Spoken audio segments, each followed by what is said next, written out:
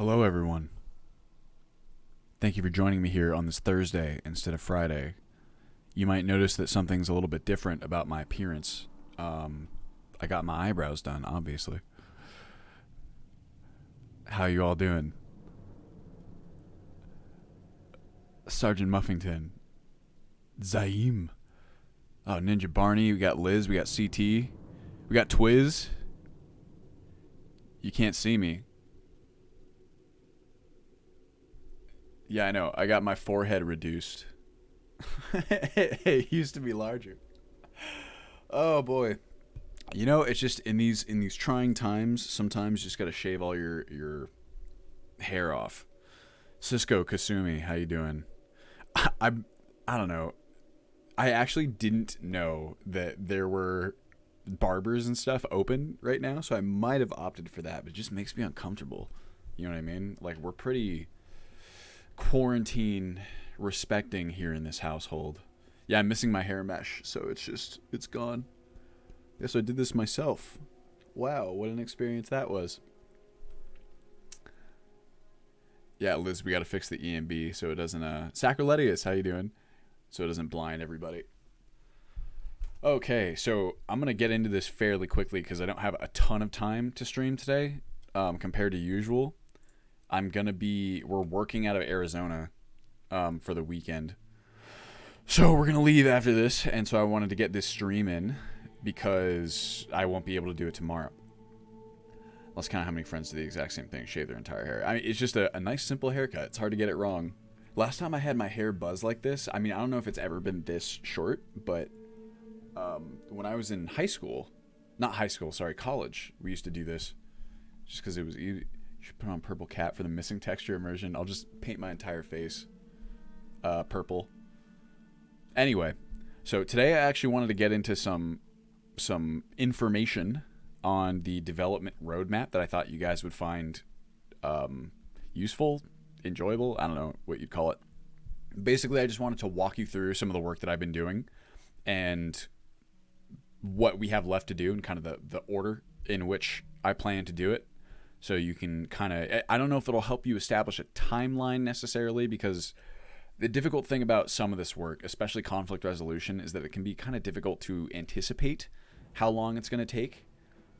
But I'm trying, well, I'll get into the timeline right now. So please stick with me, if you will. And also to anyone watching this after the fact on a YouTube VOD, we'll spend at least the beginning part of this stream talking about kind of this roadmap, and I'll try to not go off on the tangents that I often do. This is everyone's favorite program, Xedit. So basically, the way that this is going to work and kind of my plan for everything we need to do leading up to the first kind of like alpha, beta release, whatever you want to call it, the first thing that you guys actually get to get your hands on is as follows. So right here, we have the entire load order as of now, right?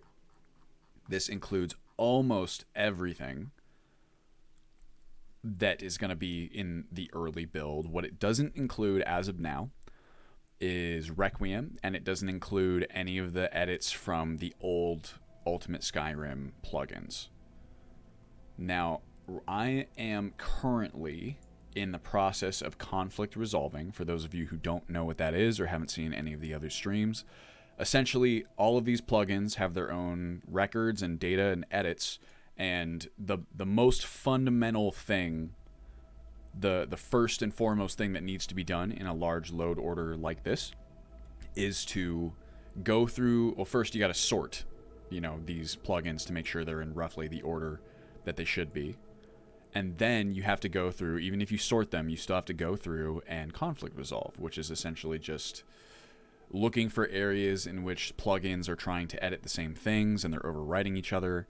You're looking for inconsistencies and just things that are going to be issues when the game loads. And it is a very time-consuming process because if you're like me, and I'll go so far as to say that to me, the best way to do this, the only real way, is to go through the entire thing pretty much record by record. It's It's long and it's laborious and it's monotonous, but it is, to me, the best way to ensure that you really have a fully conflict resolved load order. Hello, everyone who's derpiest kitty. Hello. You have any idea when the first SE release will come out? Super excited for it. So not yet, Elika. I'm not giving any sort of timelines out yet because it's just too early to call. But I'm hoping that this roadmap that I'm discussing here will give you guys some sense of where we are, what's left to do. Like I said in that Patreon post, the news post, I'm just internally still aiming for, a holiday release for the initial first little alpha build. And keep in mind too, the thing about the alpha build is that it's intended to get it into your guys' hands so that we can collectively find bugs and things that need iterative improvement.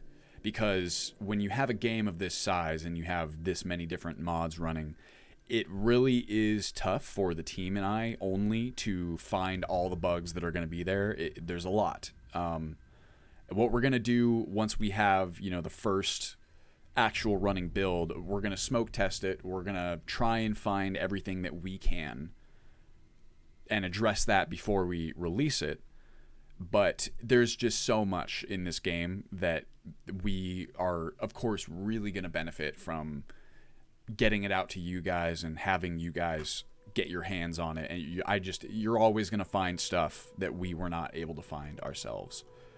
As far as a smoke test goes, for those of you who aren't familiar with that, a smoke test is basically just what you would call, it's a software development term that just refers to the baseline. Like if you're doing smoke testing, you just have a list of things that kind of you need to know are working before you release. So in this case, things that are included in our smoke testing would be making sure all the quest lines are functional all the way through and that you can complete them. Really, that goes for quests in general. It's a good idea to try and run through all the quests if you can, but of course this is where the high volume of testing and the small size of our team can cause a problem. So at the very least, we're going to have the quest lines smoke tested.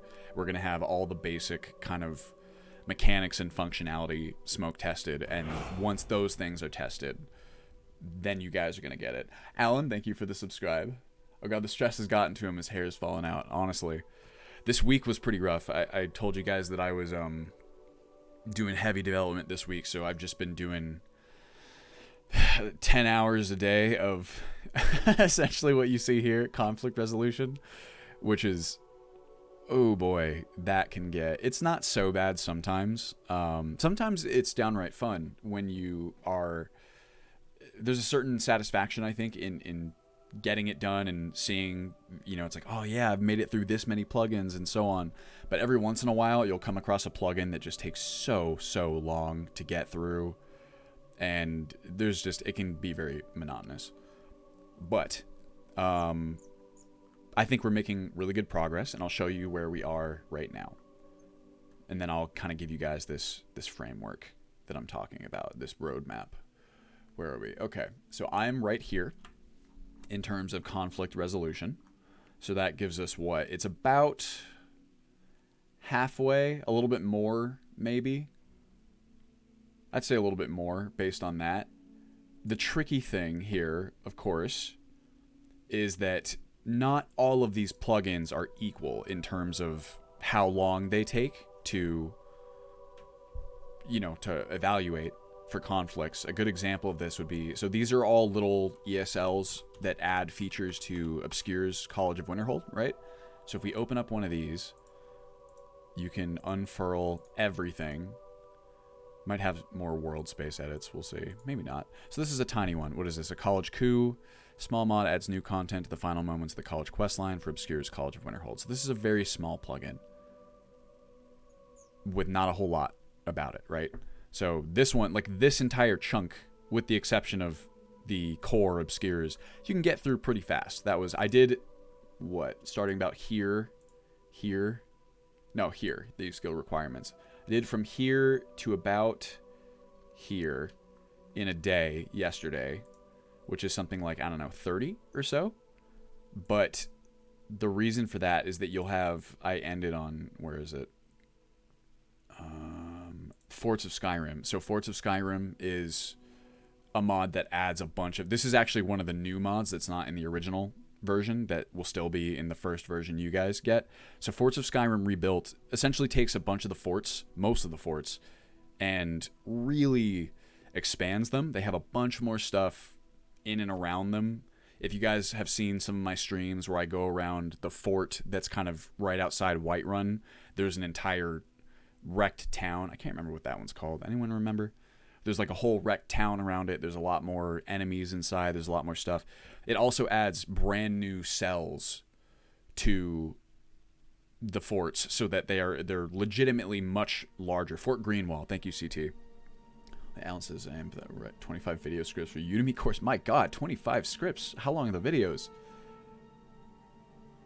Oh, you have a class now. Guessing I'm hanging here longer. Well, hopefully the teacher doesn't show up.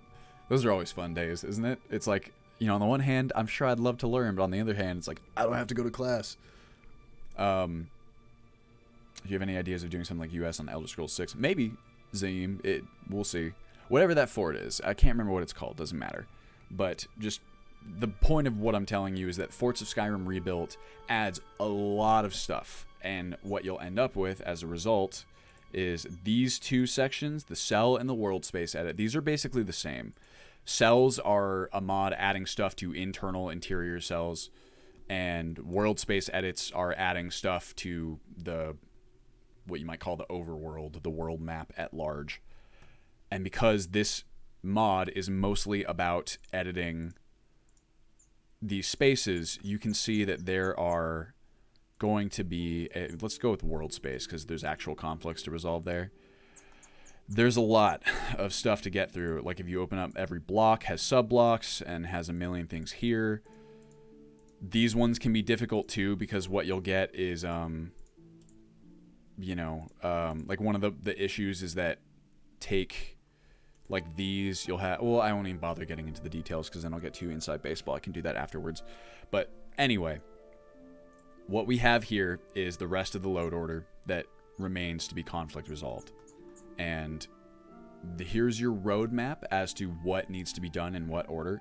The first thing that I need to do is complete the conflict resolution for this load order, which means, where did Forts of Skyrim go? It's somewhere in this ballpark. There we go. So everything from here to here needs to be conflict resolved. Some of it is kind of already done because, like, for example, these NPC edits, you guys remember a few weeks ago I was doing some of those already. I still need to go through them because I won't have gotten all of them yet, but the fun thing about going through the load order, or the cool thing, is that when you start at the top and you work your way down, you're progressively chipping away at conflicts that exist in some of these bottom ones. So when you get there, you've kind of already done it, if that makes sense. So it starts off really, really time consuming and mostly gets less time consuming as you go on. But so that's the task, right? So we have to go through, resolve all these conflicts. I'm hoping to get this done within the next couple weeks. Secretly, internally, not so secretly, I suppose, since I'm saying it, I want to try and have that done within, by the end of next week. I think that's a bit aggressive as a timeline, but sometimes I like shooting for those timelines because it, motivates me. And conflict resolution is probably the thing that I'm most comfortable with when it comes to this stuff. So it can go fast a lot of the time. Sometimes no. Sometimes there's obstacles. For the most part, it's the most mindless, like you don't really have to think too hard when you're doing it. You just kind of do it. So once we have that, then what happens is Requiem. At that point, if I need to speak with the Requiem dev team to see if they kind of have any working materials or early versions, or even just what their timeline is for the Requiem release, and I want to ask them what they think I should do, whether I should start on the unofficial converted one and then update it when they release the official version, or just whatever I should do. So I'm gonna speak with them and kind of get their take on what would be the best way to do this. But However it happens, the next task after resolving all of this is getting Requiem in, and then we get to conflict resolve that as well. Once that's done, then, oh boy, then Fort Greymore. Thank you, CT.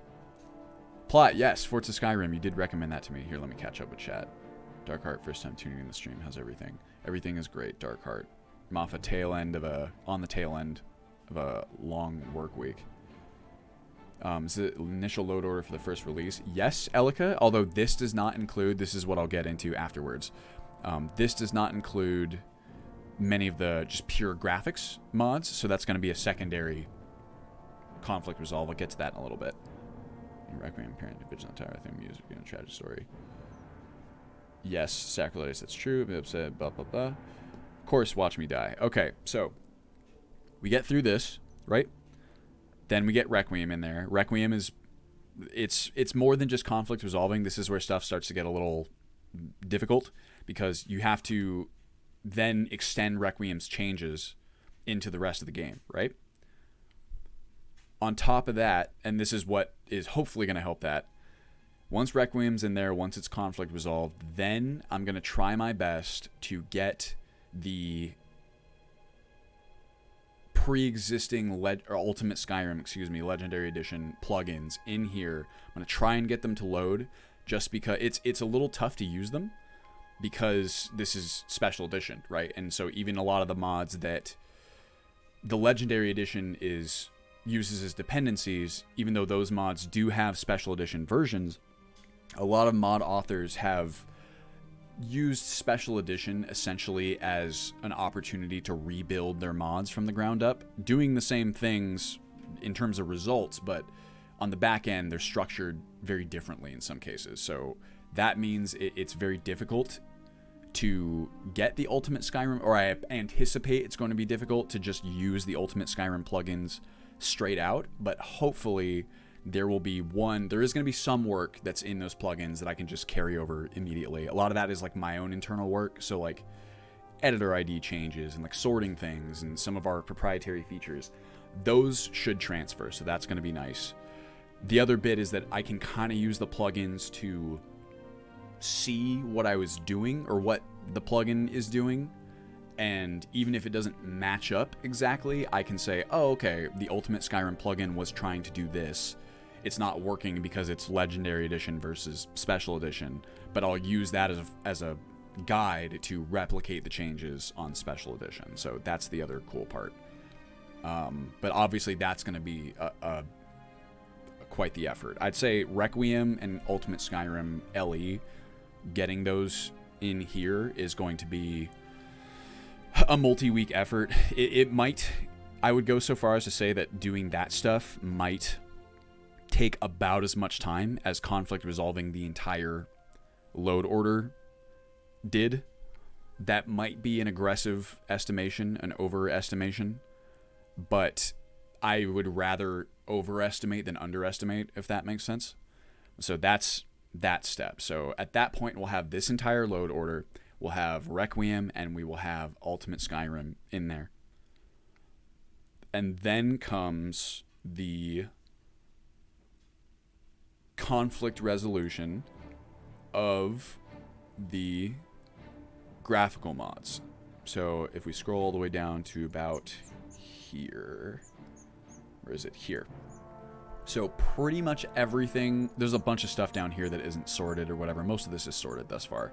But there's a lot of graphical mods that I'm putting, even in the first build. It's going to be hopefully very beautiful. And those sometimes come with their own plugins. I'm building it this way because having these kind of separate, and then essentially I'll have a separate plugin that reconciles the conflicts from the graphical mods so that we can have performance presets that do not utilize all the graphics, if that makes sense. So that will be next. So essentially it's initial conflict resolution, Requiem, Ultimate Skyrim, second round of conflict resolution for the graphical mods. And at that point, we pretty much have more or less I'm sure there's little bits and bobs that will need addressing along the way that I'm not quite anticipating at this moment. But once we get through those, once we have that second round of graphical conflict resolution in there, that will essentially be our first release build. At that point, we move on to testing and bug fixing. That's the smoke testing and stuff that I was telling you guys about. That will be when I hand off the build to the team, or maybe a small group of testers, things of that nature. And then we go through and smoke test and just figure out anything that's not working, any of the core features that aren't working. We just run through and smoke test and play the game, play test, and just figure out where the bugs are, the most obvious ones, and just sweep them up in a round of bug fixing. And once we've done that, when we have it in a state where the smoke test, it checks out, and as far as we can tell, all of the core functionality is working, and so on and so forth, at that point, I'll put it out for release. And that should be, and then again, to level set expectations here, the first build that you guys get will very much be, a beta or an alpha or whatever you want to call it. You should expect there to be bugs. It's similar to Larian just released Baldur's Gate 3, right? It is very much it's early access, if you like. It is a build that everything should work on at the core level, but there's going to be bugs, there's going to be inconsistencies, and we want to get that out to you guys so that you can help us find all of these bugs and things that we just couldn't sweep up during our smoke testing. And then at that point, it's just, then it's released and we just iteratively build. So past that point, I'm sure there will be a few bug fix patches and stuff like that. And then once everything is kind of okay, and probably around the same time, just in tandem, I'll be working on adding additional features. So new mods that I've wanted to add, new mechanics, new proprietary features, things of that nature. Early access is the new normal. It's very true. I mean, there's a benefit to early access, which is that it allows us to iterate with the player base. Because once again, and I'm sure it's true for a game like Baldur's Gate, but for a game like Skyrim, especially a game like Skyrim, when the game is so open, people really, one of the reasons that Bethesda, despite all of their, foibles, one of the reasons why they're so popular is very few development studios manage to create games that are as open as the Bethesda games are. This is also why they very commonly have bugs. That doesn't give Bethesda an excuse for not fixing them, but there are many, many bugs in a game as open as this because there's so much to do and there's so many different ways that the stuff in the game can interact with each other, especially in Ultimate Skyrim, where there's a big focus on unpredictable and dynamic system interactions. We're trying to put a bunch of stuff in the game world that will kind of take on a life of its own and create these unpredictable scenarios. And when that's the case, oh boy, there can just be so many different things that don't quite go exactly according to plan. That's why it'll be really, really nice to have you guys be able to get your hands on it and be able to iteratively improve alongside us. Okay, what have I missed here? So that's pretty much it. I'm happy to answer you guys' questions if there's any part of that is unclear, or if you'd like, if you have anything else that kind of pops in your head. I wanted to get through that relatively straightforward with very little of my, tangentializing, as you guys know that I am wont to do. Just for the people who are going to be watching this on the VOD, who see the title, it says Development Roadmap, and what are we? How far are we into the stream? We have like a stream timer. 30 minutes, so still fairly sizable, but hopefully that'll be enough to hold everyone's attention. So I'm going to go back through on chat here and address any questions that I've seen. Are you adding any DLC quest size mods like Worm's Tooth in the first version? You're just trying to get the whole framework to work in SE first? Definitely the latter. Lacobe James. That's a great username. So there are very few large quest size mods in this initial build. There are even less than there were on Legendary Edition. The port, what I'm thinking of specifically there is that Undeath is not in this build because Undeath is kind of in a weird spot developmentally. So the quest mods are assuredly not a focus for this initial build, and even probably the versions that come after that. It's really focusing on how did you just describe it? It was a good way. The framework, the core, getting that solid before we start expanding it into more content. With that said, I have a huge list of quest and content mods that I would like to get to, and this is the beauty of SE, is that we are now on the new hotness, you know what I mean, the latest development platform. I'm really excited about being on SE because it's where all the development is happening. It's where the newest, hottest mods are. There's so much stuff out there. So many different mods. Hundreds and hundreds that I think would be a great fit for Ultimate Skyrim. And now we have the opportunity to iteratively start adding things like that. So I'm really excited. But to answer your question, this initial build will not contain quest mods. Let me see here.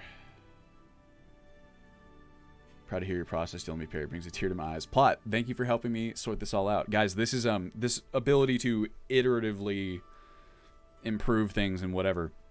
This is these are our frameworks that have been taught to me by people like my wife, people like Plot, my team. As many of you know, when I first started doing this project, it was very much a hobby project for me that I did not really plan on turning into anything more than that.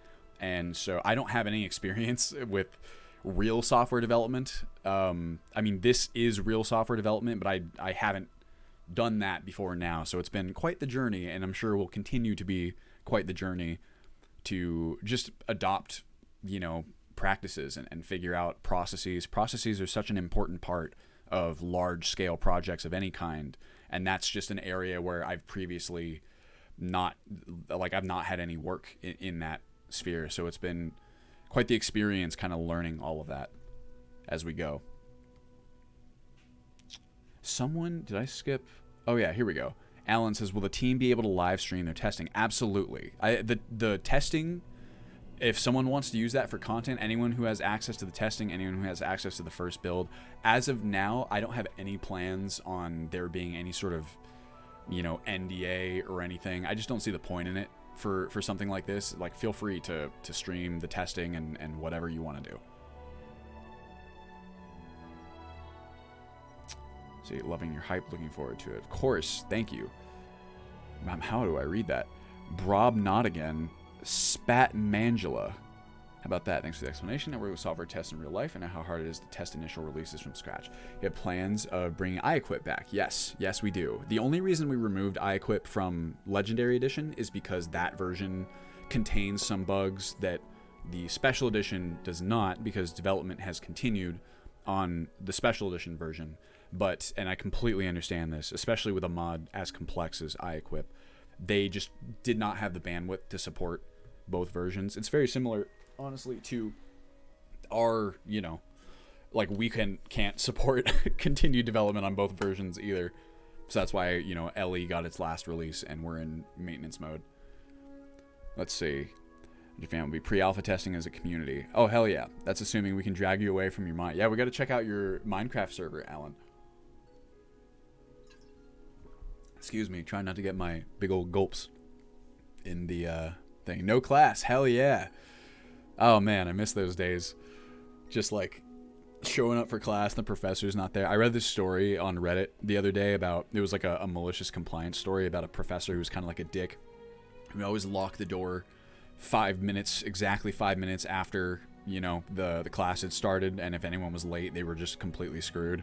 And then one day, he was more than 5 minutes late, and the students locked him out, which is really funny to me. And then, lo and behold, from that point forward, he never locked the door anymore. Who would have thought? See Minecraft, you guys see the 1.17 features. Yeah, I'm really stoked about that, Derpius. I've always been particularly fascinated by the world gen element of Minecraft, and it's really cool to see those kind of improvements to the world generation, both what would you call it, above ground and also subterranean. So if you guys have any additional questions for what I've just explained, the roadmap, so on and so forth, please send them my way. I figure, what time is it? 12:37. Again, I don't have a ton of time to stream here because I got to get ready for our trip. But I'll probably stream for at least an hour beyond. And for that time, I plan on, frankly, just continuing with the conflict resolution for a little bit. For those of you who are interested in that, I think it makes for somewhat interesting content if you are into it, of course. To me, it's kind of fascinating to see how just everything's built on the back end, not just the mods, but Skyrim in general. There's the whole upgrading engines or swapping to a new engine argument with Bethesda games that you see tossed around a lot. And working with this game on the back end has been so instructional and has pretty much convinced me that I don't think Bethesda will ever get a new engine. And the reason I say that, and what I mean by that, is that this engine that they have, the way that it's built, is just perfect for the kinds of games that they make. And there are, of course, decades at this point of tools and developer experience working within this engine. Even the concept of an engine, like that phrase, can be such a misnomer. I think what we're going to see instead is my hot take that is not a hot take at all. We're just going to see this engine continually, upgraded. I think they said something about Starfield and ES6 where they're like, this is the most we've ever upgraded the engine from like one game to another. And I think that they chose the word upgrade there very, very intentionally. Let's see. Have I ever played Divinity 2 before? Yes, I've played Divinity 1 and 2. I've not beaten either, but they are great, and I'm very excited for Baldur's Gate 3. I've been waiting for Baldur's Gate 3 for quite a while. The fact that Larian Studios is running it is just fantastic to me. I'm hoping that Baldur's Gate 3 will kind of become that de facto, like, platform that everyone uses to create content for, kind of in the way that Neverwinter Nights used to be. I do love, honestly, I actually really do like the world of Divinity, Larian's proprietary world, right? I even played some of the non like turn-based RPG ones. Like I played Divinity 2 back in the day. I do really like that world, and I think they're such clever writers, but I am very partial to the world of D&D and the Forgotten Realms specifically. So having a Baldur's Gate 3 with all the experience and iterative learning that Larian's gotten to do through Original Sin 1 and 2, that's very exciting to me, and I'm very excited to see how Baldur's Gate 3 develops. What are your opinions on Microsoft buying Bethesda? So I don't know if this is not the widely held opinion, but I actually find it kind of a good thing. Or it's tough to say. We're going to have to watch how it plays out. I personally do not like ZeniMax Media at all. I think they are pretty scummy. I've said this in other streams. I have to be a little bit careful with what I say because part of what I based my opinion on here is kind of just like through the grapevine stuff. But even like you can just kind of look at what Fallout 76 turned into. You just look at their very, very profit oriented. I mean, they're, I'm pretty sure they're publicly traded, are they not? Whatever they are, it doesn't matter. They're very much like a company that exists to generate value for the shareholders. Every company does, but they really feel to me like a company where that's the priority versus creating these awesome games, right? And Microsoft, it's not that they're not that, it's that they're just such a much larger beast that they kind of have the bandwidth, I think, to not be as intense on the monetization as ZeniMax. I might end up eating my words there. We'll have to wait and see, but Microsoft has been pretty cool in the past couple years with their gaming kind of endeavors specifically. They've been a lot more open to kind of consumer-friendly practices like cross-platform play. They've definitely monetized Minecraft quite a lot, but to me, it's I don't play a lot of Minecraft, but like I saw Minecraft Realms, I see some of like the in-app purchases, and they don't feel so egregious to me. Whereas Fallout 76, my God, that game felt so to me in terms of the monetization. But I am optimistic. I'm still waiting to see because it's so early that it could go many different ways, but I'm optimistic about it. Let's see. So Monster Baldur's Gate 1 and 2. Will SE be on Wabbajack as well? Yes. Oh my god, I can't believe I forgot to mention anything about this. Well, you know what? I won't show it off. Well, so we're working on a launcher for Special Edition. For those of you who have played the most recent Legendary Edition release, we have just the very bare bones working framework of a little launcher, right, where it like allows you to choose your performance presets and kind of optimizes some of those processes and features. We are working, I say we, our internal development team is working on a launcher that is just so fucking cool. It has a lot of advantages. It'll be able to do a lot of cool things. Listing kind of the features that we are already in there, but that we're currently working on. We have what's it called? An auto-updated repository of the latest news, kind of in the form of links, right? In fact, here, let me get a Final Fantasies launcher up here, because this is what, it's just like an MMO launcher that we're kind of using as a framework, or just like as a point of reference. Something that's really cool to me, this might not be as cool to you guys, but we'll have something like this here, right, where you have just a repository of the latest news and links. What this is, it's a reliable point of contact for me to be able to put news and like polls and just whatever, giveaways, things like that. It's a reliable point of contact for me to contact you guys as users of Ultimate Skyrim. That's something we really don't have right now. Right now, trying to reach the entire Ultimate Skyrim player community is very difficult because it's fractured across YouTube, across Reddit and Discord. There's not a whole lot of ways for me at the moment to get something in front of you guys reliably, like for all Ultimate Skyrim players. That's really cool. We will have the pre-configured performance presets the way that we have now. They'll be even more granular, you might say. We'll have a built-in E&B manager that comes with multiple different presets kind of pre-installed. So you'll have, the default preset or maybe like a high or a low or whatever, and then you can add in your own. And of course, I should say here, these are features that we're working on. We'd really like to have in there. Everything is subject to change, and I'm mentioning these features because they're practically already done, and so I'm pretty comfortable saying that they'll be in there, but you never know. Sometimes you just hit weird roadblocks that you didn't anticipate, but you should expect that these features will be in there unless you hear otherwise. So we have that, which I think is super cool. And we will also have like a cool spot to feature patrons. People just like we're not quite sure how we're going to display it yet, but just essentially the people who are patrons on Patreon will be highlighted like in the launcher, which is just something that we can do for you guys.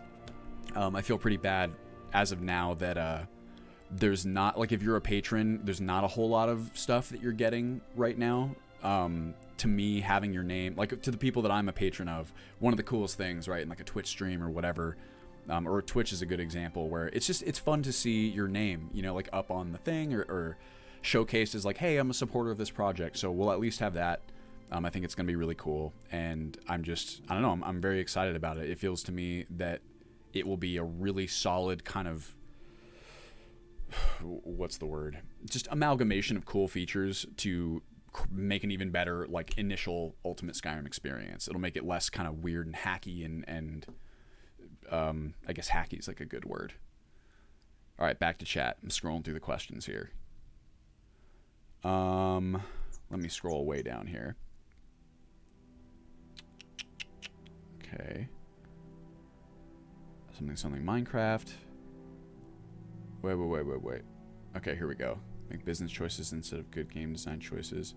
Had investors, province equity partners. There are guys calling the shots in ZeniMax. Yes.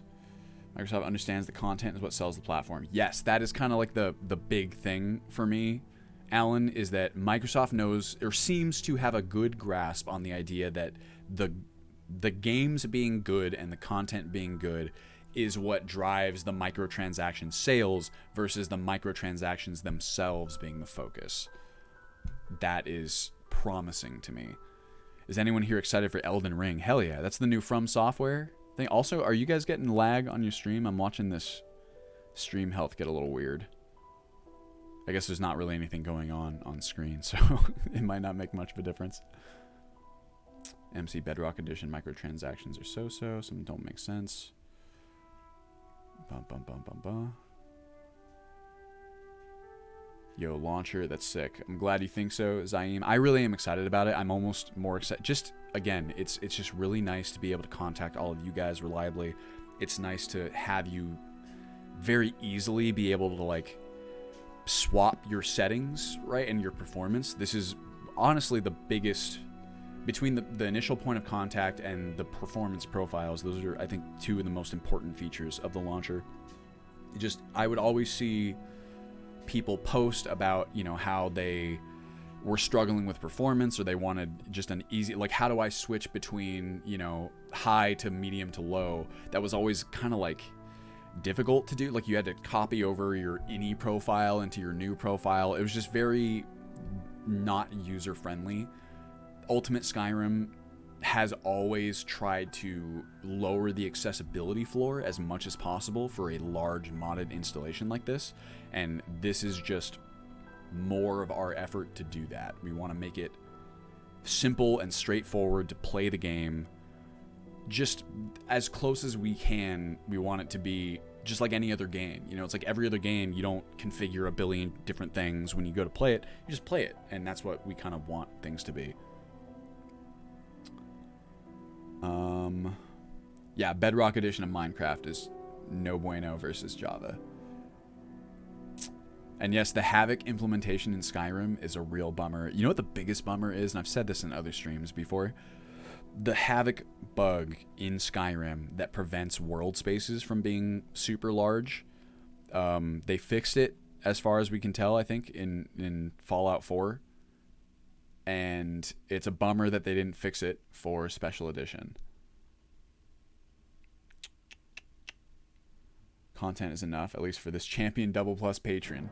Well, I'm glad to hear that, Plot. I would like to give you guys something back, you know what I mean? Because, like, literally, the patrons and everyone who watches on YouTube, everyone who subs on Twitch, that's what, I wouldn't be able to do this work, like, without that. It's literally what creates the opportunity for the work. So being able to give something back, and then also, hopefully, we'll be able to do stuff like giveaways and things like that.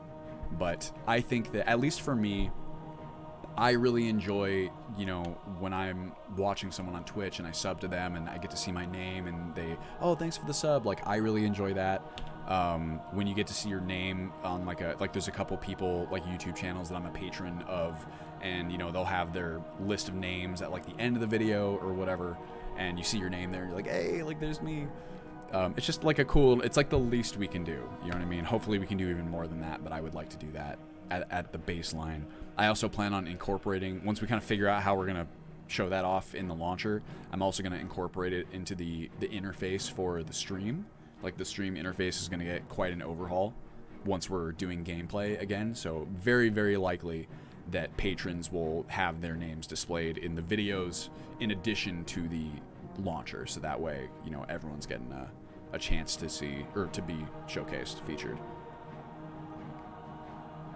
The mods fix the render distances, better shading. We're talking about Minecraft. You know, saying Java. I don't hate Java. I grew up with it. I just want to relax and chill with the wife. Yeah, I mean, Bedrock seems to me, it's the as far as I know, I'm far from a Minecraft expert. It is the super simple, easy, you know, it just works version, which I can understand there being a need for that. But also, I mean, Java's not immensely complicated depending on what you're doing. It's all hard work. How do you feel about Microsoft acquiring Bethesda? We were actually just talking about that, Grave. My summary opinion is that I'm actually pretty optimistic. I'm still waiting to see how it goes, but at this point, I trust Microsoft with their gaming kind of initiatives and IPs far more than I trust ZeniMax. So we'll see. What Alan said it well. It's that Microsoft seems to have an understanding that keeping the content good is what drives monetization. Monetization's obviously an important part for any company. They need to be making money, but there's clearly like a way to go about it in a balance that I think Microsoft might do better than ZeniMax. And Muffington, what's your feelings about Creation Club?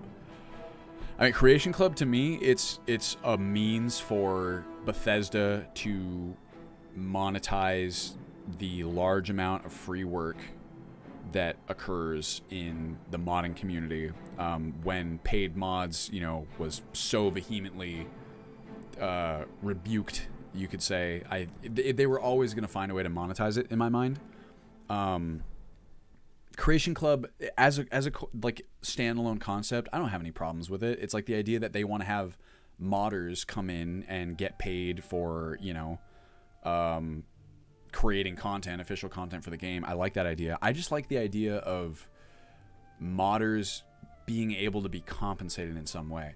The overarching issue that I have, and it's not really one of Creation Club, but it's just that, and it's difficult to talk about because I think about it a lot, and I don't know really what the best solution is, or even what a good solution would be, like a baseline. But what I do know is that you have modders pouring thousands of hours of work into the work that they do. And they, as of now, legally, there is no real channel for them to get paid for it. Something like Patreon is okay, right? But it's all a donation-based service. I just think that it's, I don't know, it's really tough. I'm just not a fan of unpaid work for anyone anywhere. You know what I mean? Like, I hate unpaid internships. It just feels wrong to me that people, and modding is kind of a weird thing because it's like, well, they chose to do the modding knowing that they can't get paid, so like whatever, and like that's true, but it's still, at the end of the day, it's kind of, to me, the summation is that it's unpaid work, and it's kind of shitty, you know what I mean? And especially when there's so many different games and things that allow people, like, there's all kinds of community made skins and stuff for like CSGO or Rocket League or just a million different games. And those people can get, I mean, it's not a ton that they get paid for, but they get something, right? And like, modding is cool because it's a chance to, practice your skills and whatever. And it's not as if it's, even in and of itself, it's worthwhile. And also you get to like grow your ability. It would still be nice to be able to be compensated in some way. I don't know. It's very tricky because on the other hand, like the super bohemian part of me is like, everything should be free, like all entertainment, and people should have universal basic income and like all this other shit that I won't even bother to get into. But needless to say, it's in the fairly capitalistic world that we still live in, unpaid work is kind of tricky. And so Creation Club is kind of occupies a weird space, right? In transaction is an expansion pack is unacceptable for me. Player skins, texture packs you can port in for free. That rock still is whatever. Just worry that the wreck out of me. First time I'm playing the latest MC version. PC isn't very good. Struggles running Minecraft smoothly. Oh no. Content is worth paying for. Non-content is it? Are we talking about Minecraft? So I missed the larger part of this discussion. What is the what's the non-content? Yeah, Comrade Dylan. I mean, to be honest, it's like I mean, you guys know that I'm what's a good way of putting it? Like, I know as well as anybody else that in the world that we live in, monetization is a necessity for life. You know what I mean? As long as food and living spaces cost money, like, we need it. But without getting, I really don't want to get hyper political because we have in the past, and it's just, it can go to some weird places, but it's rough. I personally believe that nobody should really have to worry about things like, it's like, if I don't get the rent check in, like, I'm gonna be fucking homeless. I'm not gonna have food. All that kind of stuff. So Sacriletius, what is the content discussion you guys are having? What's non-content? I would definitely if you take the phrase standalone, content is worth paying for and non-content isn't. That definitely, I would agree with that. Is what's content and what's non-content in that instance. Also here, let's get some conflict resolution done, everybody. Um, Here we go. Better docs. This one hopefully won't be too bad. Gonna be a lot of world space edits, but I don't think that they'll conflict a whole lot. Horse armor in Oblivion was non-content. Shivering Isles was content. Ah. Okay. Well, so here's what I would say. Getting armor for your horses is content. Like it's, you know, like it's a cool armor. I mean, I would say that needs to be like mechanically in the game. I like the idea of like armoring horses, whatever, but it wasn't in the game to begin with. So getting new armors for your horses, that is content, but it's content that I don't think I would pay for. Like, or if I did, like I would pay like not very much for it. Like I would pay like very, very little. And like, and correct me if I'm wrong, horse armor in Oblivion didn't actually like have a mechanical gameplay impact, right? Like I don't think it made the horses any tougher, or am I wrong about that? I can't remember. Horse armor in Oblivion was non-content. The recommended minimum specs be the same on US as Legendary. Zaim, so we're gonna have a lot more options for performance, right? So you have two things at work. One, the game itself that we're building is much more scalable in terms of you can kind of turn graphics down and everything like that. So that should help a lot with like the minimum specs. And two, Special Edition itself is much more forgiving. It's much better at allocating resources, and it's just better performing overall. So I can't really say definitively. I might go so far as to say that the minimum specs will be lower even for Ultimate Skyrim, but they're already pretty low on like Legendary Edition. So in that area, I would expect about the same. On the flip side, I think at the high and the ultra presets, I'm pushing the game harder than I ever have before because we're on Special Edition. So I think, and my computer's pretty old at this point, I kind of got to see how it's going to run when I upgrade it. Specifically, my motherboard and my processor and my RAM, they're ancient. They're like 7-8 years old at this point.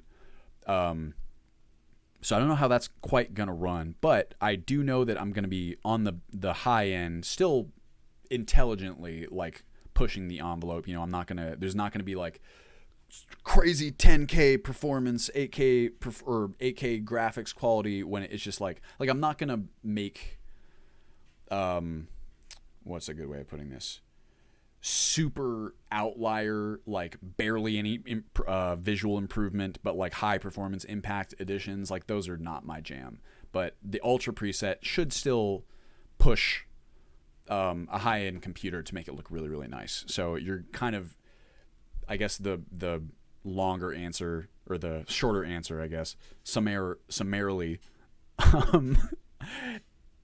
people with worse computers should be able to play it, and people with really good computers should get more out of it, if that makes sense. God, that was a terribly constructed idea. Let's see. Non-content equals cosmetics, pay for convenience, pay to skip, and pay to win. Content expansion packs, additional pack in addition to the base game with a full experience. So I would ever so slightly disagree with that and say that cosmetics, to me, still qualify as content. It's additional art, new visuals within the game. That's still content. Pay for convenience / pay to skip and pay to win shit, miss me with that 300%. Anything that is like affecting the game, and then of course, yes, like an expansion pack with new quests and all kinds of new stuff, that is additional content as well. Cosmetics, to me, it's like I've never been much of a purchaser of cosmetics. I play a lot of games that have cosmetics.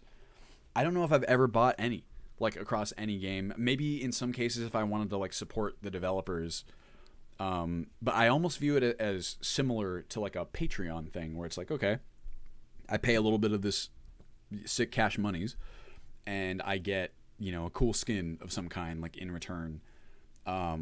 I have no problem with that being in the game, or with it being something that people pay for, because evidently people will. I just personally don't. I just vote with my wallet, so to speak, right? And it's like, if there's a cosmetic for some gun that I really like in like Call of Duty or something, and it's very, very cheap, maybe I'd consider buying it. That's hypothetical for me because I never have.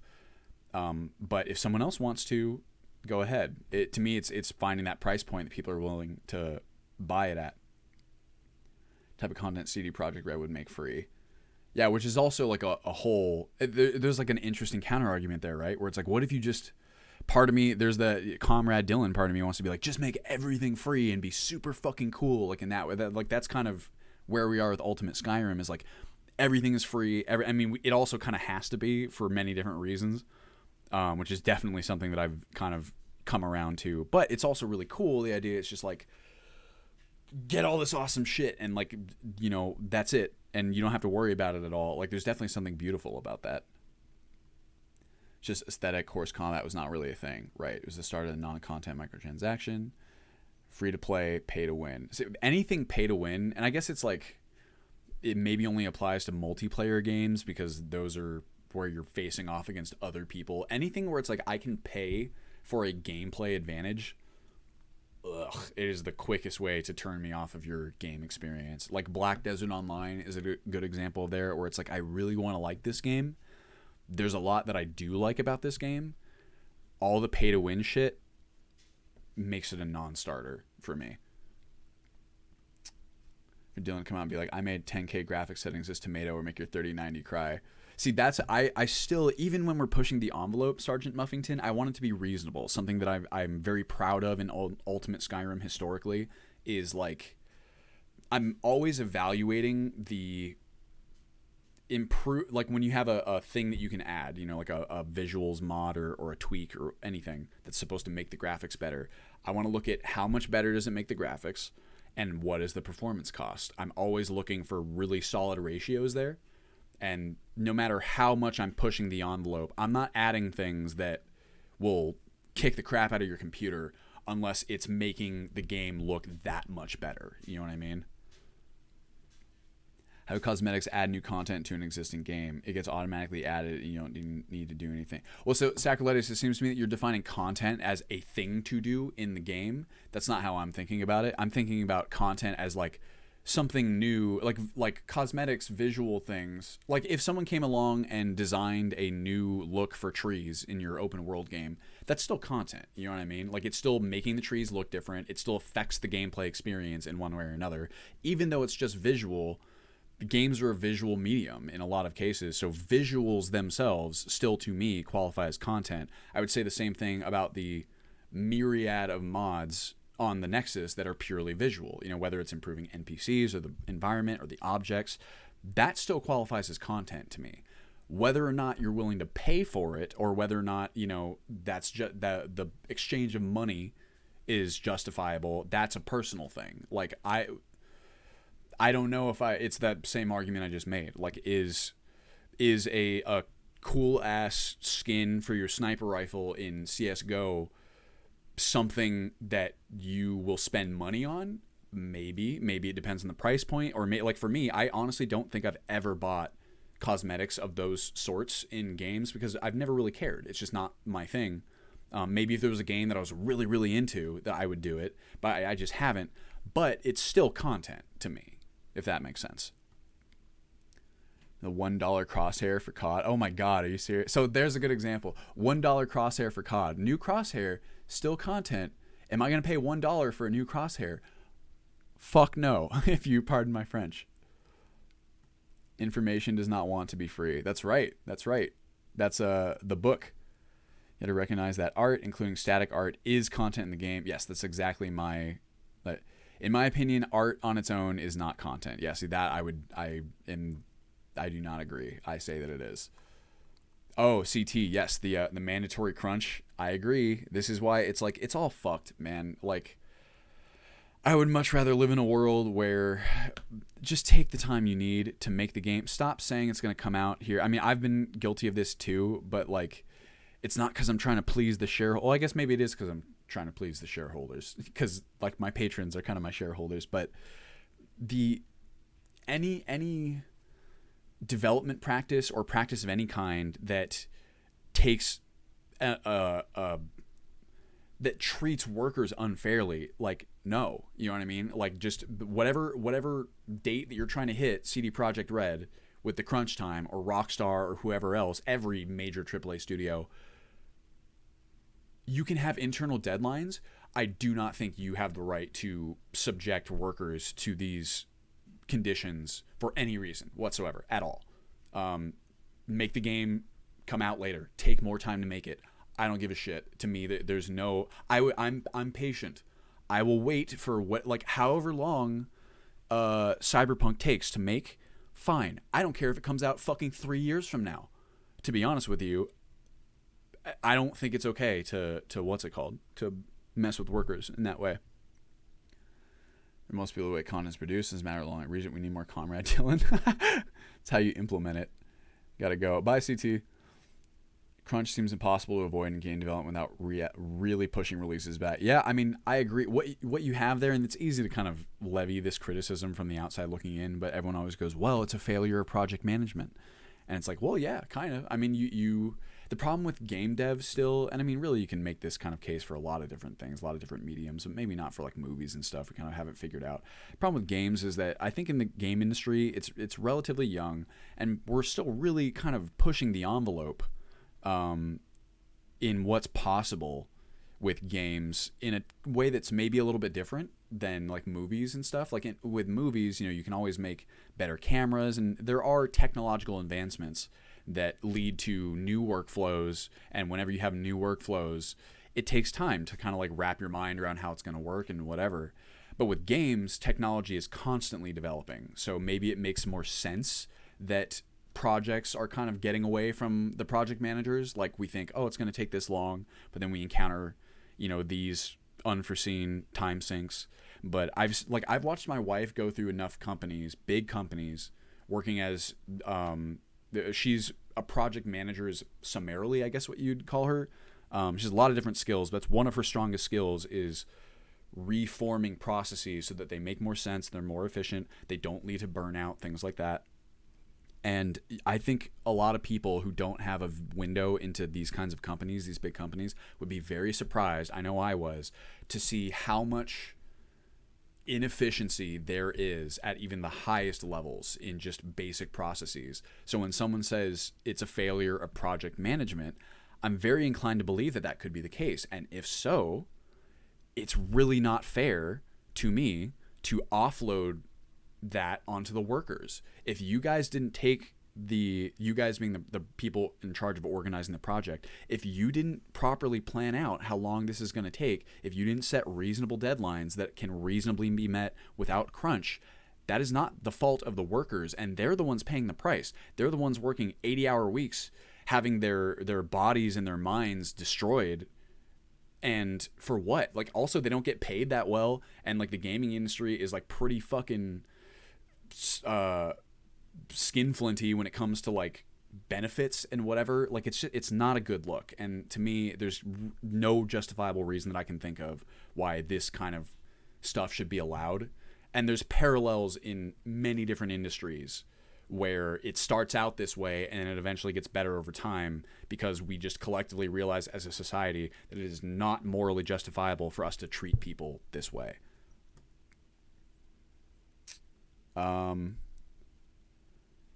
Let's see here.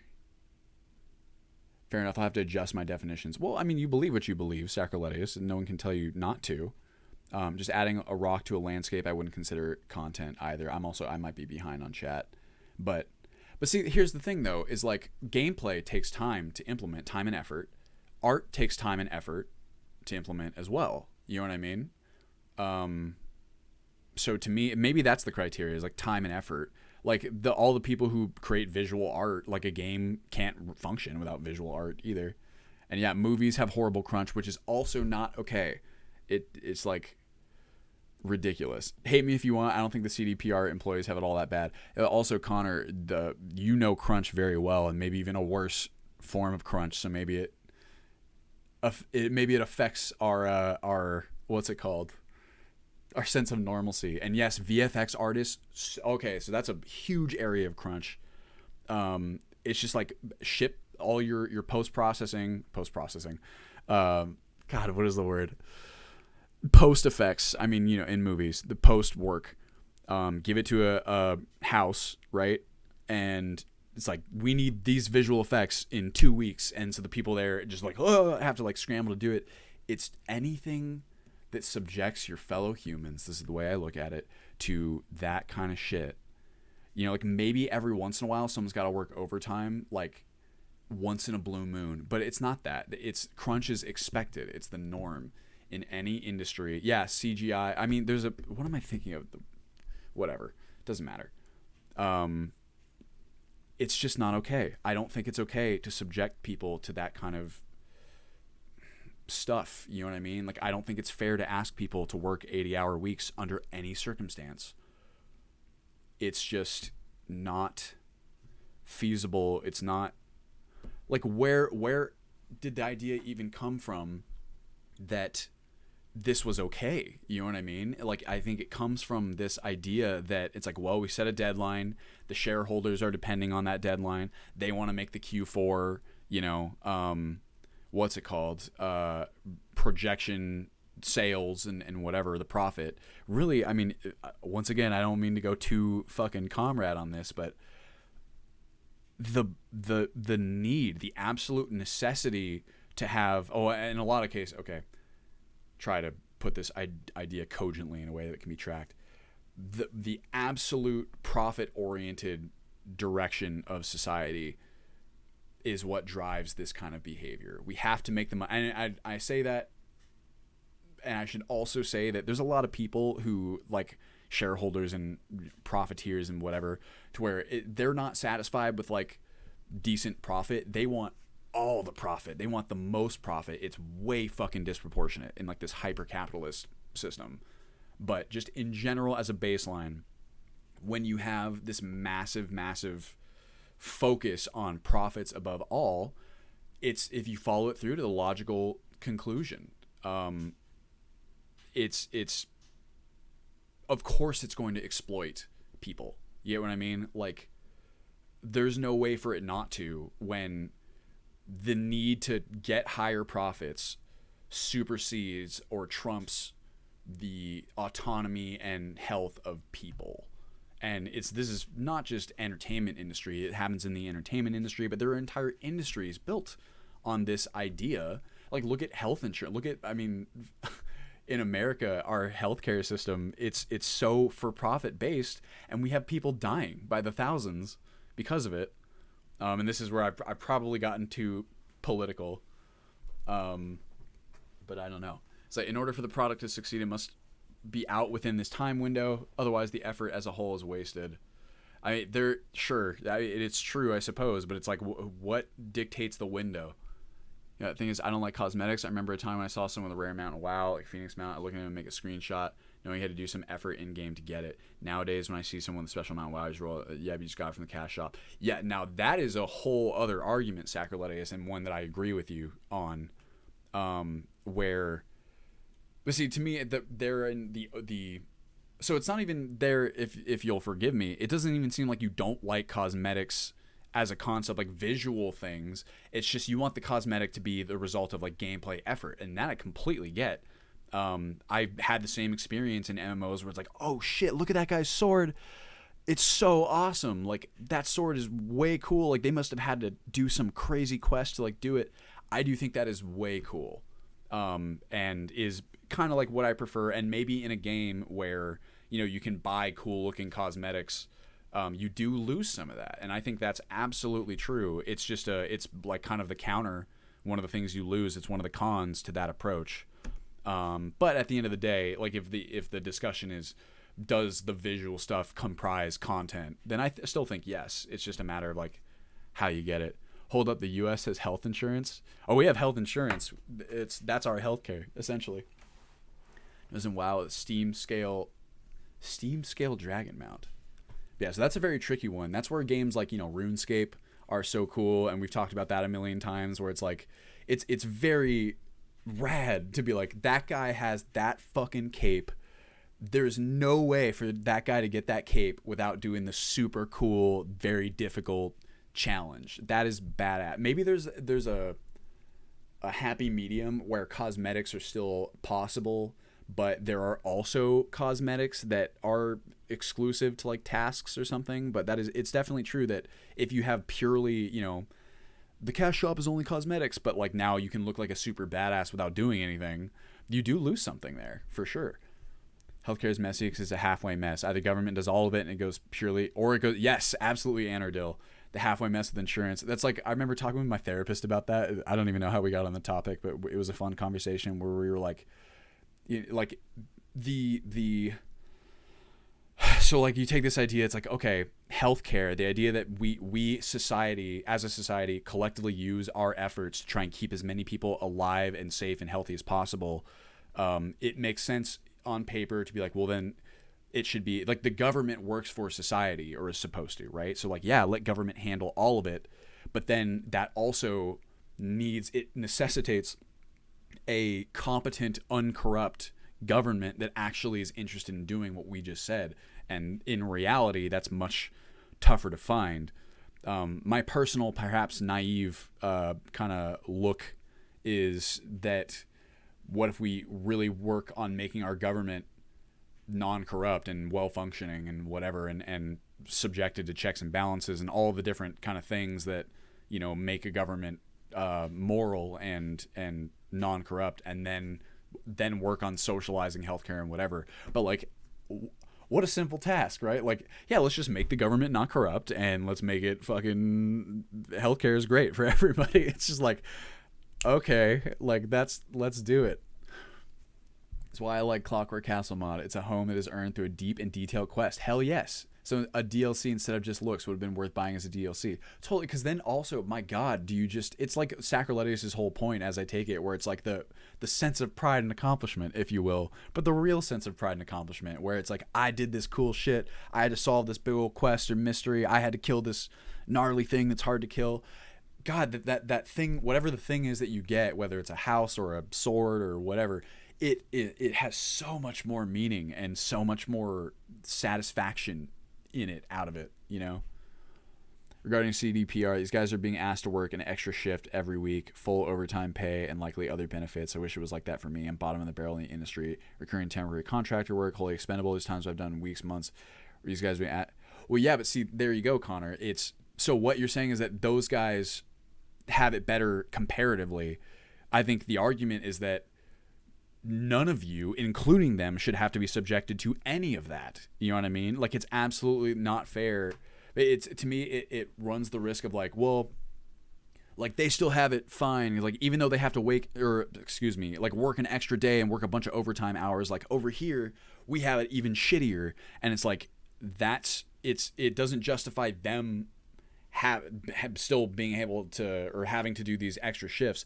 None of you guys at all should have to do any bit of that. You know what I mean? And this should be like an industry-wide mandate. But of course, that's not how it's built. It's the same reason why, and I won't out who you work for, like anything. But it's, it's like working for these companies. It's like, well, we're not going to give you benefits, like, because it's like, we're not going to give you the official company's benefits. It's like, fuck off, please. Like, just, I don't know. I mean, I'm preaching to the choir, but it's tough. Government is extremely slow as getting anything done. Private companies have always been the one to skyrocket development speed. I mean, I don't really buy that, Garwart. It's just like private. Like, if you look at America, there's so much effort by certain people, we'll say, to privatize everything, and at the same time hamstring public services and just cut their fucking Achilles tendons so that they can then go, look, see how terrible public services are? And it's like, no, it's like, you can't. It's the Eric Andre meme of him shooting Hannibal Buress a million times, and Hannibal Buress is, public services, and then Eric Andre is the privatized lobbyist, and go, see how shitty, like, public services are? It's like, yeah, if you intentionally make them super shitty and, like, defund them at every opportunity and whatever. I've seen what Elon Musk has done. The government hasn't done anything. Oh my God, dude. We will have a straight up disagreement here, because Elon Musk is fucking terrible in my mind. Talk about just a shitty, like, look at how I've pulled myself up by the bootstraps with my family's generational wealth from emerald mines, and like also I'm gonna subject my workers to like terrible fucking working conditions for 80 hours a week and like whatever. And like, yeah, don't get me wrong, SpaceX has done amazing things. We have friends who personally work for SpaceX who have had to quit, you know what I mean, because it was just so fucking terrible to them, and just like, oh god. And then there's this myth that this high degree of productivity or whatever is the direct result of like people being ground to the bone. And I would go so far as to say that no, actually you would get I think that the success has been in spite of the terrible treatment, and that there's a lot of stuff coming out nowadays where we're finally starting to look at it that says, hey, guess what, when you treat workers well and give them a reasonable amount of work and whatever, wow, they're really productive, and they don't hate their lives, and they have just way better adjustment overall. It's a whole thing. Speaking of business, do you know about how to go from LLC sole proprietor to LLC corp? I have no idea, Anardil. I'm not even an LLC right now, and my taxes suck ass like every year as a result. I was like talking to my tax lady. I'm like, should I buy new equipment? Last year, I what's it called? I thought I was doing so well by spending so little. I was like, I'm not going to spend anything, and I'm going to be so frugal with my money and whatever. And then, you know, taxes come around, and it's just like, well, you're a huge liability apparently in some way for taxes, so you got to pay like a dick ton. And I was like, oh. So yeah, evidently I have to learn. Everyone tells me like make an LLC. I just don't know anything about it, like the mechanics of how it works. So I need to look into it. A real sense of camaraderie. Wait, I'm a studio artist wanting to get in CG art games industry. Actually, just starting class now. I can hear blah stories in the industry. Well, yeah, Howie Lauren. What I would suggest, take my opinion or my advice with a grain of salt. With stuff like Patreon and stuff like Ko-Fi, Coffee, however it's pronounced, there are more options nowadays for independent creators to just kind of get money directly from their people who like them, and the industry invariably, a lot of these industries still treat there are exceptions to this. There are companies that treat their workers well, and if you can find one like that, like, go for it. But there are still a lot of companies, especially in the entertainment industry, the art industry, that treat their workers really terribly, and you do have options besides that. I should also say that, working for yourself, it's really, really cool. It can also be it's tough also. There's a lot of other stressors that kind of get introduced. You don't really have a safety net the way that you do when you work for a company. You don't have stable income. You don't have benefits, all those kinds of things. So everything, I don't know if there's an easy way in general. Everything is kind of pros and cons, but definitely learn as much as you can about the pros and cons and make a decision based on that. Weren't we supposed to do some development work here? I don't know. I know all that defunding a public service handy shit or a private organization that's happening right now in certain parts of Canada. Oh yeah, Uncle Robert. I mean, it's Canada to me, as my understanding of many of their services, is that it's still very preferable to the hyper privatization and hyper capitalism that we have here in America. But I mean, hey, I'm sure there are people in Canada who are looking at, the massive dividends that people are getting from privatization here in America and going, oh, I want some of that pie. One can like a product without liking the one that produces the product. Totally. Skyrim, SE Dev Stream 2. Dylan transforms into Comrade Dylan. Comrade Dylan at all. Biggest problem with competition and compare their work to. Capitalism works is that companies have to keep up with other companies. They have to make their yeah, but like maybe in theory, Garward, but like in practice, what you get is companies colluding with each other to make sure that none of them have to improve at all, and that no matter what, they are all collectively. Where it's like this company, this company, this company, this company. It doesn't matter which one you're paying to. Like, they're all still benefiting together, and like they have lobbyists that they can pay for that prevent it from changing. Like, we are literally harvested like as a resource by, frankly, an extremely high echelon of people and generational wealth who have the resources within our system to exploit us that we have very few counters to. capital, like democratic socialism, for example, still has capitalistic elements, but it's the best way I hear it phrased is capitalism with a conscience. And that is not what we have now. And I guarantee to you, if you think capitalism is working for your interests and you're not part of that group, I promise you that it is not. Balance is the issue. OG's LLC sole proprietor helps protect you from lawsuits against your personal assets. Oh, cool. Your business, I don't think you're likely to get sued.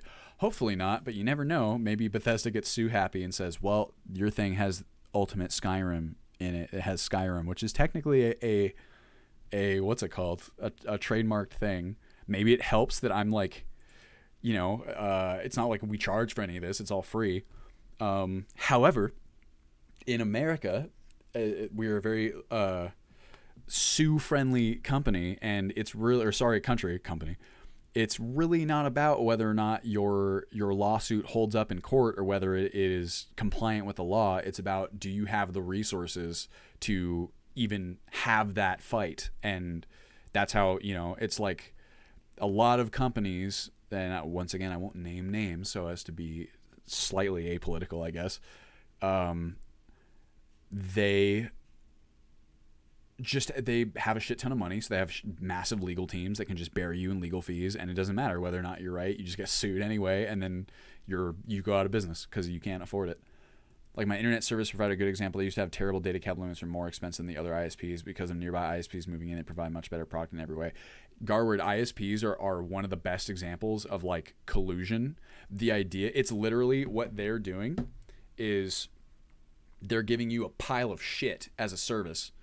The other companies come in and they have to give you a slightly smaller pile of shit as a service. And the big trickery from all of those companies is that they're tricking you into thinking that your only choices are between massive pile of shit and medium pile of shit. When in reality, there are many different options that they could be providing past that they're not, that really aren't even that less cost effective, but they are slightly less cost effective. They do affect the dividends and the profits, so you don't get those other choices. It's literally like it's like, oh, well, it's the health insurance scam, right? It's like, look, your health bill costs $50,000, and you go, oh my god, and they go, but with your insurance it only costs $3,300, and you go, oh geez, that's way better, I guess. Like, I guess I'll go with the $3,300. It's like it's a false dichotomy. They're presenting two choices as though they're the only ones, and they're not. What I miss besides you missing your hair? Hey Brittany, how you doing? Oh, just. Well, there was actually, in the very beginning of the stream, there was a whole development roadmap that you can watch on the VOD, but now we're just talking about society. Quite lovely. My role doesn't feel particularly stable. When you're going for it should be better. Basically describes, yes, Scandinavia is fucking amazing with this. They are a great model, and they're the ones like everyone points to when people go, this doesn't work. Like, it's all just bullshit. Like, maybe sounds great on paper, but like, it's like, actually there are countries that are doing this exact thing and it's working out really well for them. And once again, you can't just like, company or countries' cultures are different, but that's another like counter argument that people present. It's like, you think you could ever do that in America? It's the same kind of smoke and mirrors. It's like they're telling you that it couldn't be done in America to dissuade you from trying, in my opinion. The real Skyrim. Yeah, I mean, hey, Skyrim, art imitates life, right? Like, these kinds of societal issues, like, this is why actually Skyrim is pretty cool, at least compared to things like Oblivion, where there's less of this stuff, but like, an interesting world, fictional world, has these kinds of conflicts, because that's the kind of conflict we have in real life. Obviously, here, I have, what's it called? You guys could say I have strong opinions, and I'll be the first to say that a lot of my opinions here, I do think that they're justifiable, but it's like, on some of them, have I done the legwork to really justify them? No, and there are counter arguments. On some of them, yes. On some of them, no. So, they're complex issues. And to claim that, we know for sure the right way to do all this stuff, and like, one of the things my wife always says, it's like, it does sound great, but it's like, there is something to be said about the difficulties you encounter when you start to try and implement these, kinds of ideas and whatever. It's very tricky. My ISP is not slightly better. It's like 5 times better value from the improved speed, reliability, data usage limits. Yeah, but see, that's what I mean though, dude. Like, why do you have data usage limits at all?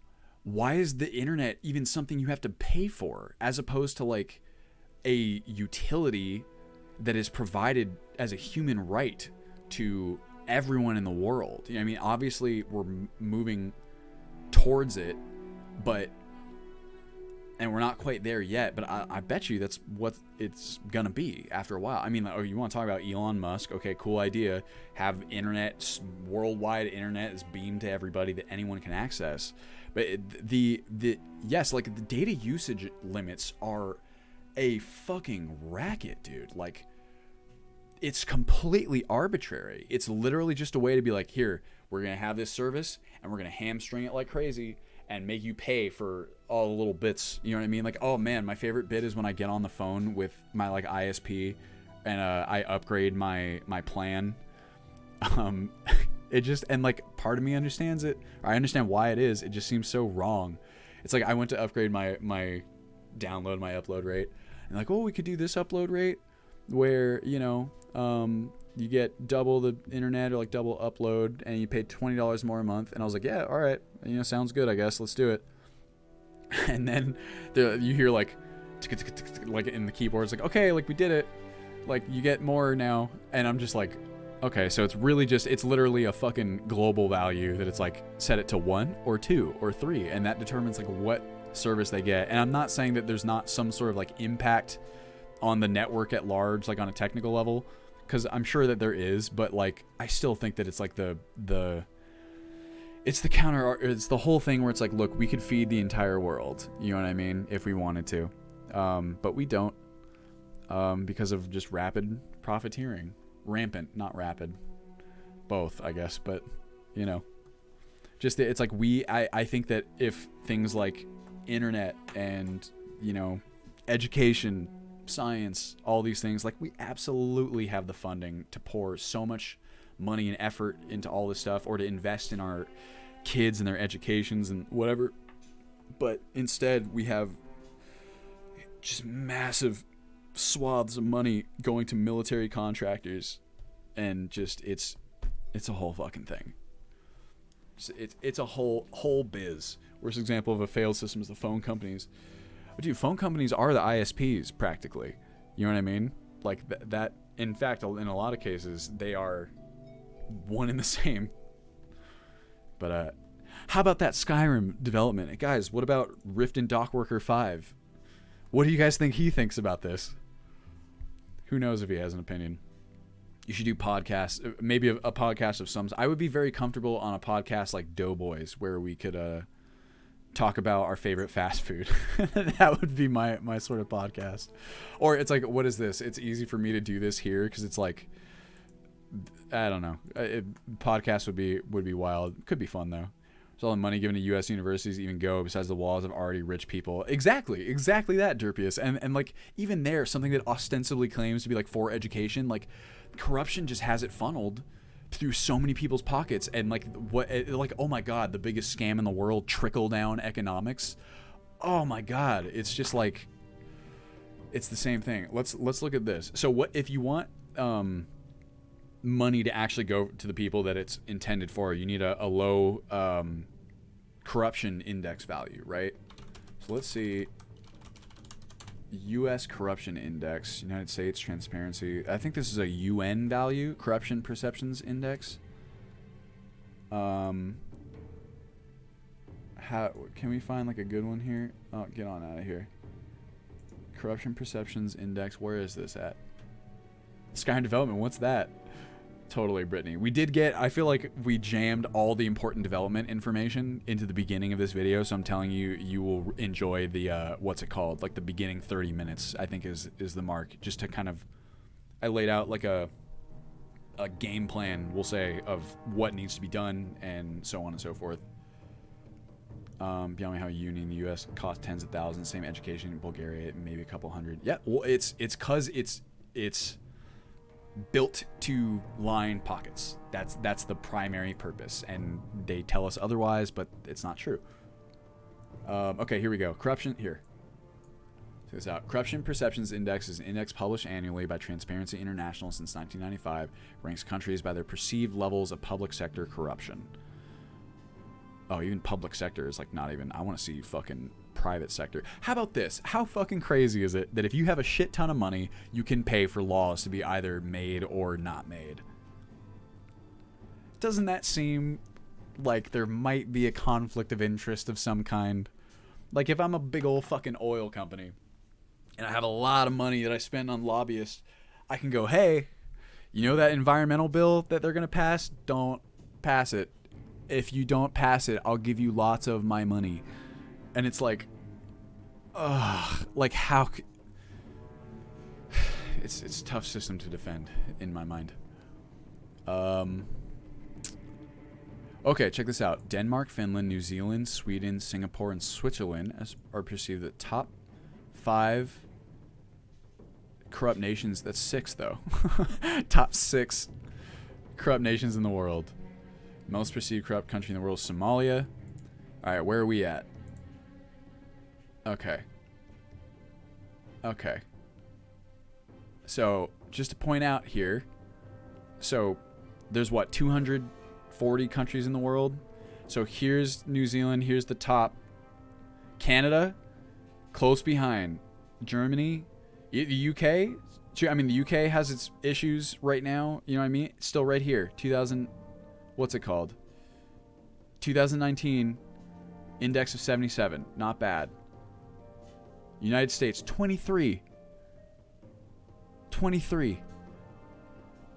It's like, and honestly, this, to me, I don't know what's constituting this. Like, if it's all just public sector, and depending on like how they define it, like I'd argue it's far worse than that. But also, it's like, I don't know, these are first world superpowers with so much money. It's redonk. Yes, I got a new haircut, fourth dimension. Term limits. Hell yeah. What the hell did I walk into? Oh, you know, just the casual investigation of corruption perceptions index in the guise of a Skyrim development stream. Someone spend money to make a law that makes buying laws illegal. Exactly. You work. I mean, it's hard to change a system from within it, but I mean, that's probably how you'd have to do it. Anyway, guys, let's do some actual conflict resolution. I literally have to go in 20 minutes. Hopefully, this was the content you came here for. I'm having a good time for whatever it's worth. God, I do like talking about that stuff, just because it feels, you know what the other whole thing is that it feels like perhaps now more than ever before, because of the what's it called, just the nature of the information age and still how young it is, there's not a whole lot of protections for it. So I mean, just look at American politics. Like, reality is second to the perception of reality. You know what I mean? There's so many people who, you know, they're told one thing by a source that they trust, and like, you know, journalistic media, the major news conglomerates, which, like, don't get me wrong, your Fox News, your One America, I think that they are so far and beyond worse than, you know, your MSNBCs, your CNNs. Your MSNBCs, your CNNs are also fucking terrible. So like, how terrible does that make those?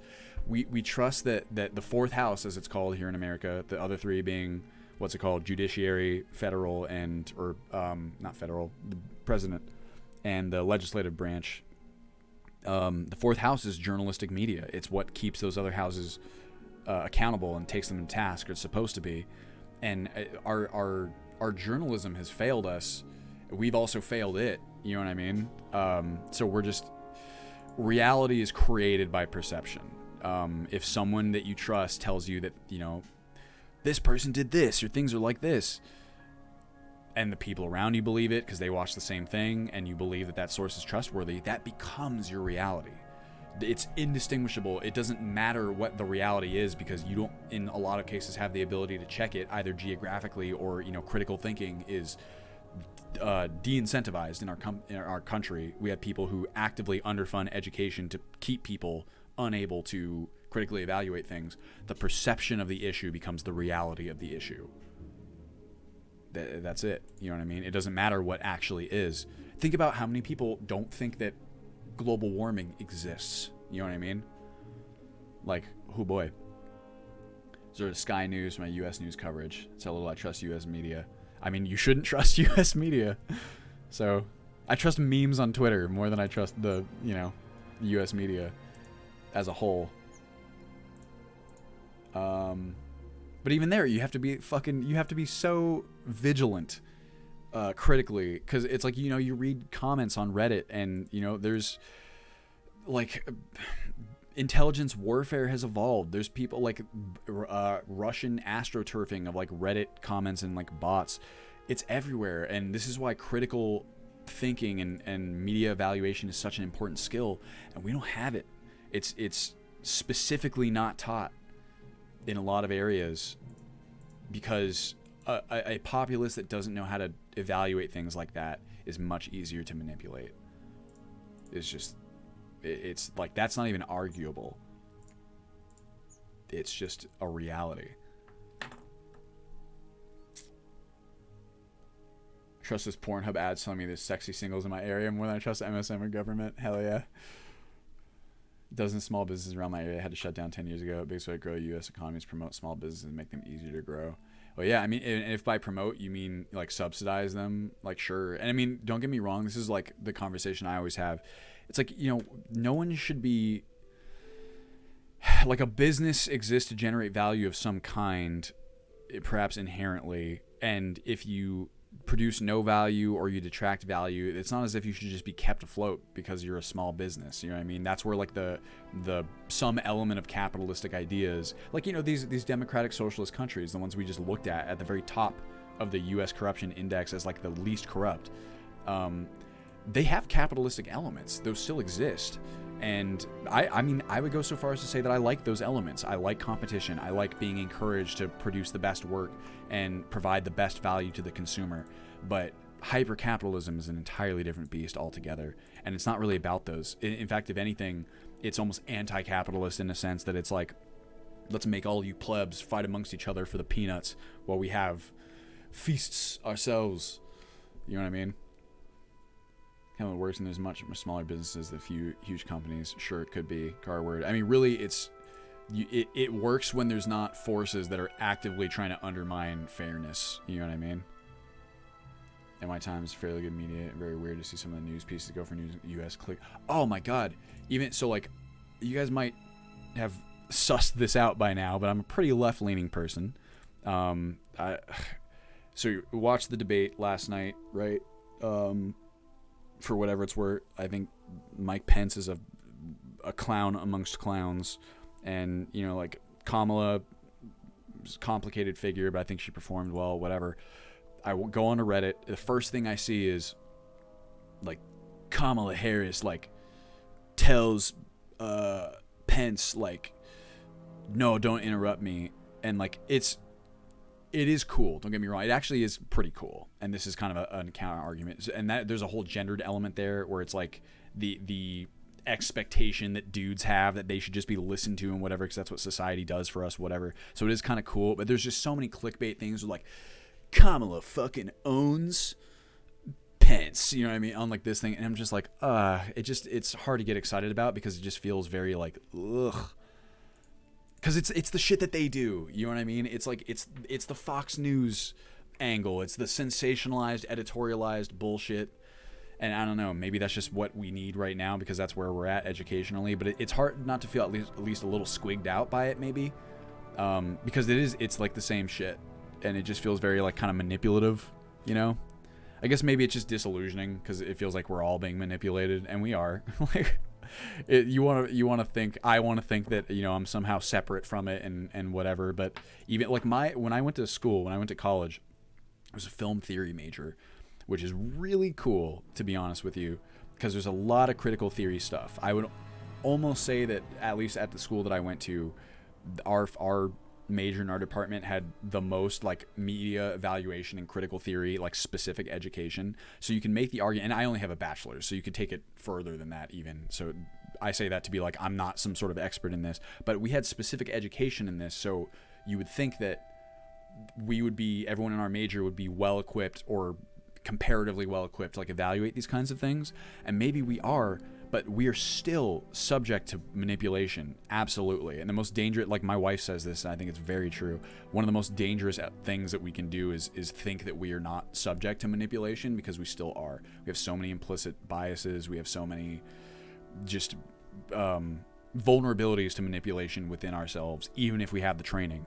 That also shows you how important it is that we... What the H? Oh, I have 2 fucking windows open here. Uh-oh. Okay, now we're good. I forgot I did that. I was like, why are there 2 of these? It just shows you how even more dangerous it is when we specifically don't educate people in these skills. Try to explain this concept of family about the media. Instead, they say I'm a Trump supporter for not believing anything the news says. There's degrees. To say that, it's like I'm sitting here, I'm about as far from a Trump supporter as you can humanly get. But I will still tell you that I will qualify this statement by saying, again, Fox News, One News Network, they are like straight up full on lie propaganda. And that they are worse. They are not the same as CNN, MSNBC in terms of degree, but CNN, MSNBC are absolutely fucking terrible too. Like that is like like I said, as far away from a Trump supporter as you can get. That is still true, and it benefits all of us to accept it. You know what I mean, or to look at that idea, to evaluate it, internalize it. So also, I'm looking at these right now. Hold on, give me a second. So these kinds of conflicts can be a little tricky because we have, now this is adding stuff. So in a case like this, because it changes from vanilla, and it's also a different change from, oh, you know what? Here, we should do this though. Carry this over. Oh, I did do that. Oh, I already evaluated this conflict at some point. Okay, cool. You ever just go across some work that you did and you're like, hey, I did good work on that. Like, cool, I don't have to do it this time. And other times I'll come across some work I did and I'm like, what the fuck was I thinking right here? You know what would be really nice? This is actual Skyrim development. Is if on these records you could somehow make a note. I've wanted this functionality for a long time, just to be like, you know, here's why I did this. Like, look at this for additional info, or like whatever. It's like a notation in your code. U.S. Italian information warfare. Garber says, when every news source is biased, it's near impossible to find the truth. What actually happened with yes, it's very difficult. About the best we can do is try and look at news from several different sources, right? But even then, it's like sometimes I think it's useful to like look at Fox News, like see how they spin it, see what like the opposition, what their methods are.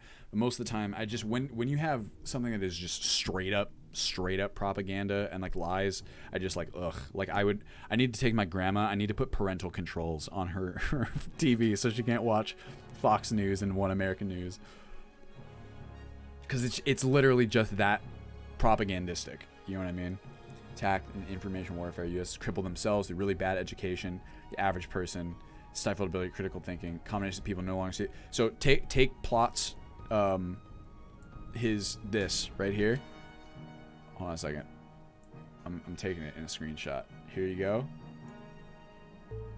This right here. Perfect summation in my mind.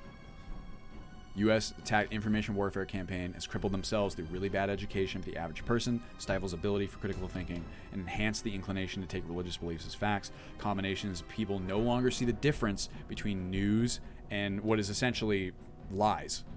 That is exactly it. In my mind. Thank you for the beautiful summation plot. BBC reporting Democrats might initialize the 25th Amendment to remove him based on his insane behavior regarding COVID. Good luck. Wouldn't that be wild, though? Oh, my God.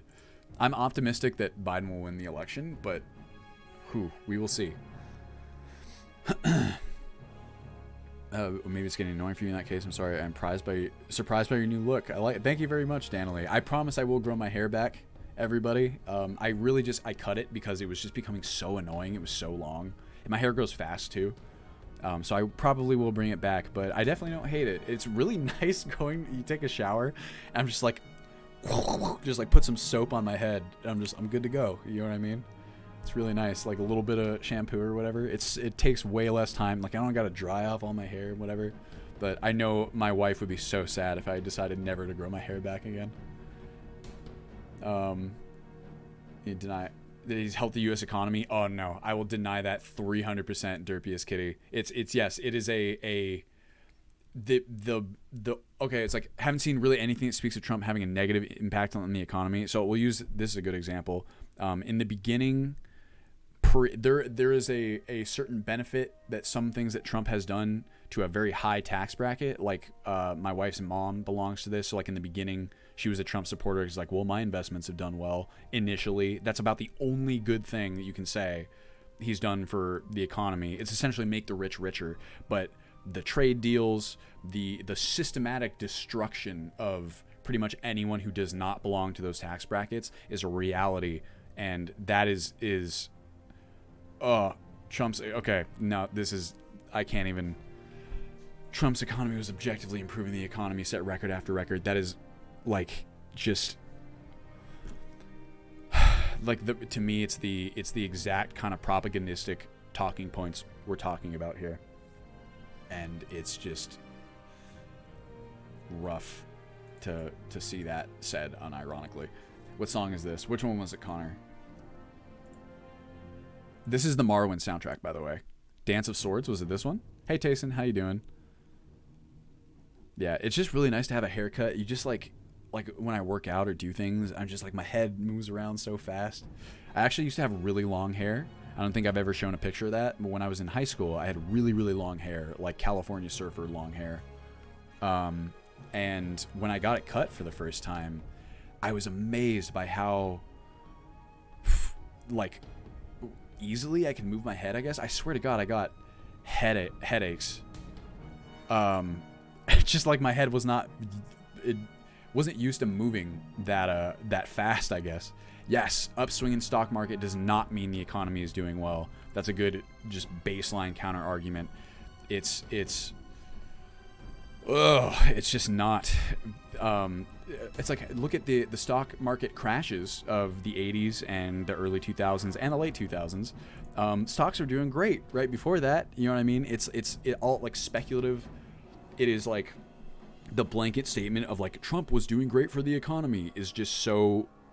It's like from what direction? And like I'll show you about a bajillion lower middle class people who have just been systematically destroyed. You know what I mean?